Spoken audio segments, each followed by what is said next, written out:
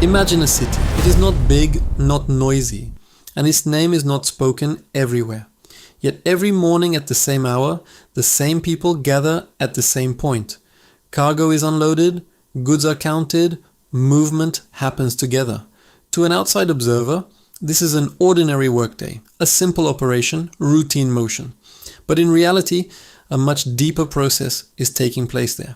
Every day, in the weight of every load, in every moment of waiting, an invisible economic mechanism is at work. It is not only goods that change hands, trust, risk, and value also shift silently. Prices are formed, trust is tested, finance itself takes shape. No one planned this. It simply happened. Everyone knows what a port is. A stopping point by the water. Ships arrive. Cargo is unloaded. People disperse. But to understand the port's place in financial history, it must be understood differently. The port was not just a geographic point. It was a mechanism that created value, measured trust, and gave birth to the earliest forms of financial institutions. In every port, an invisible system was at work. Prices were forming. Risk was being shared. Words were turning into contracts. To understand this mechanism, it is enough to imagine a world without ports. A merchant takes his goods and sets out, arriving at an unknown place. Someone must be there to meet him. That other person must also bring their goods. If this encounter does not happen, trade stops. The port turned this random encounter into a system, made exchange possible, and structured trust. The two sides had to agree on price, on quantity, on time. This agreement was personal, direct, and one-off. The next time that everything had to be done again, starting from zero each time. Each time the same questions had to be asked. Who is trustworthy? Who keeps their word? Who delivers late? Who on time? The answers to these questions came only from personal experience. Personal experience formed slowly and disappeared easily. A merchant died, and with him the knowledge he carried vanished. The market's memory was tied to human memory. This meant that trade had to begin almost from scratch each time. The port changed this cycle. When the same people began returning to the same place again and again, an unexpected process began. Information started to accumulate. Prices were remembered. Trust was measured. Risks were compared. Personal experience crossed the individual boundary and turned into collective memory.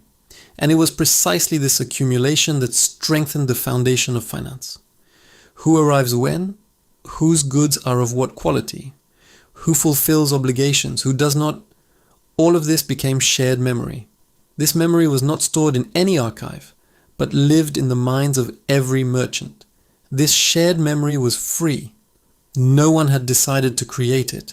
It emerged simply as a byproduct of people repeatedly meeting in the same place.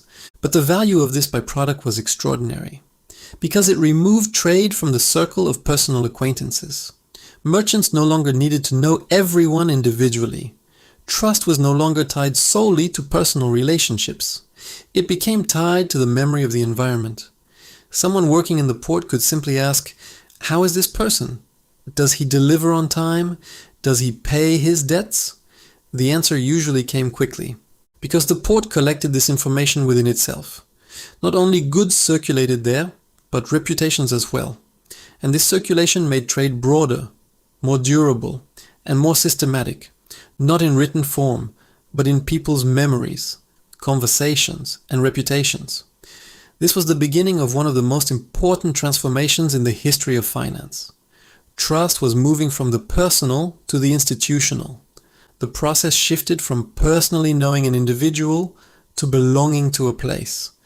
The port became the physical platform of this transition.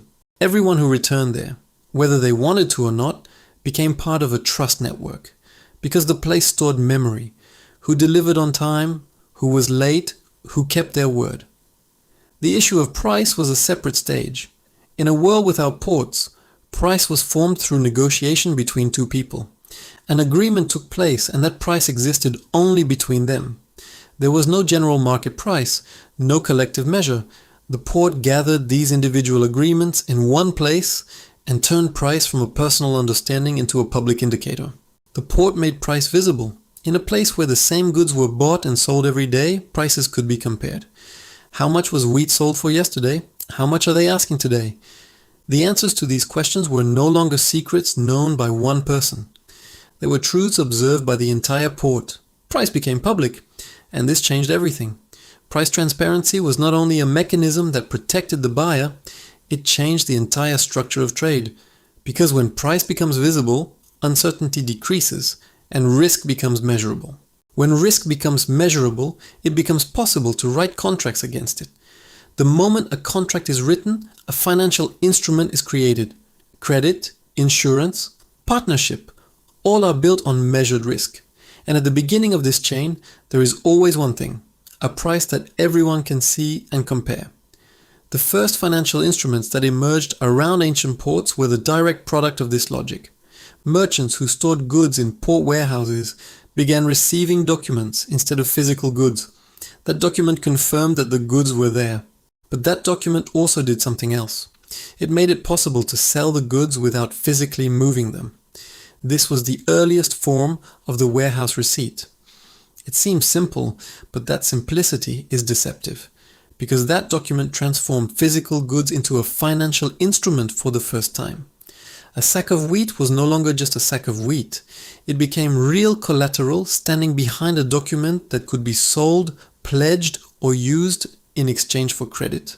The goods could stay in place, but their economic value moved through the document. Another major gap the port closed was time. A merchant wants to sell his goods, but the buyer has not yet arrived. The cargo is on the way, and the exact arrival time is unknown. This waiting could slow trade.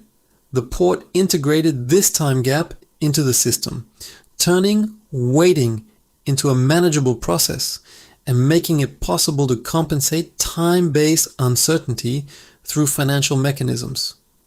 This uncertainty was a factor that froze trade, but the port gave it structure. Regular arrival and departure schedules formed, and it became known that certain ships would arrive at certain times. This knowledge was not just practical information, it became the foundation of financing the future. It became possible to lend money, sign sales contracts, and share risk based on goods that had not yet arrived. Time was no longer an obstacle to finance. It became a manageable tool.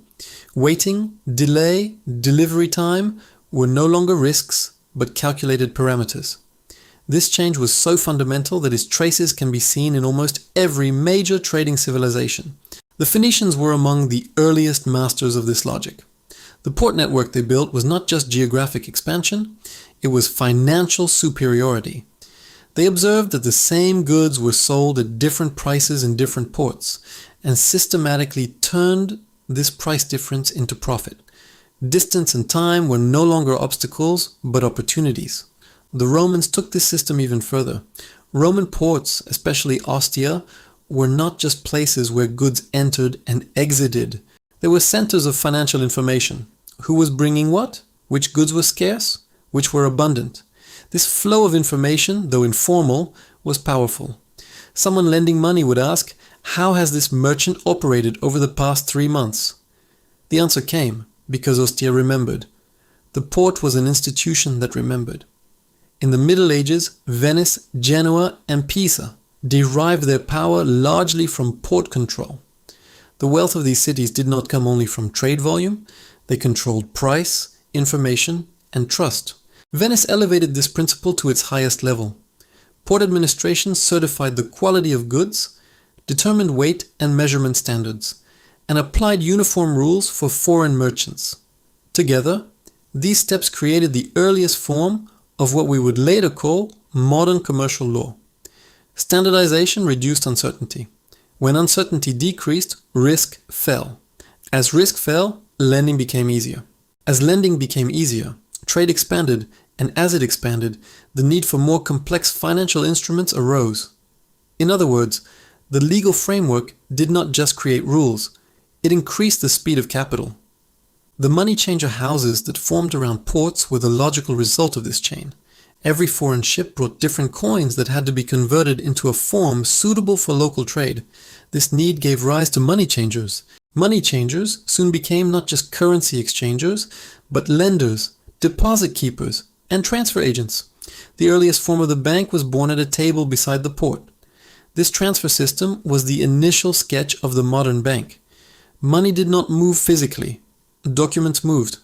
And that document was not just a piece of paper, it carried trust. And that trust rested on the reputation of the port. Paper itself was nothing.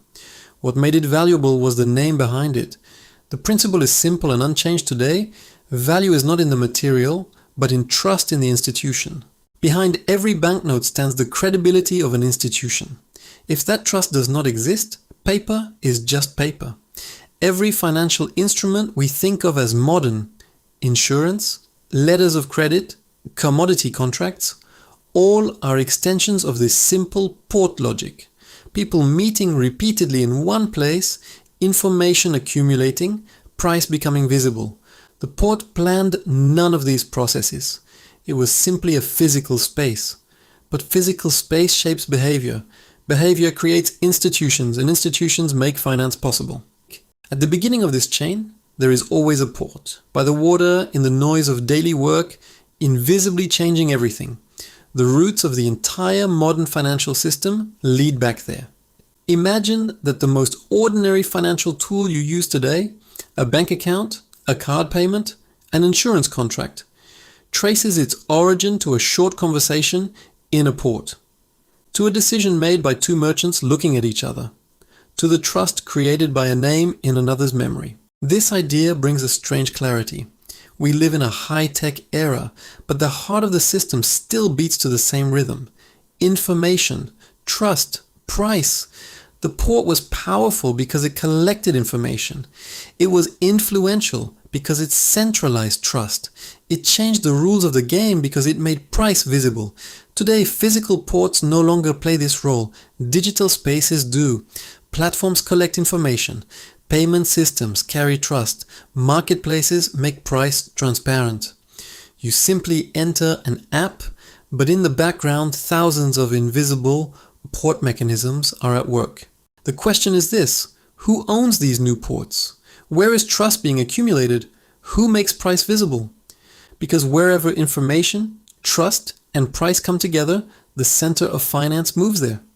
If the hidden lines stretching from ports to banks, from ancient trade routes to modern financial architecture intrigue you, you are in the right place. Every week, we peel back another layer of the world you live in. If there is a moment in financial history that has always fascinated you, write it. The next story may begin exactly where your question ends.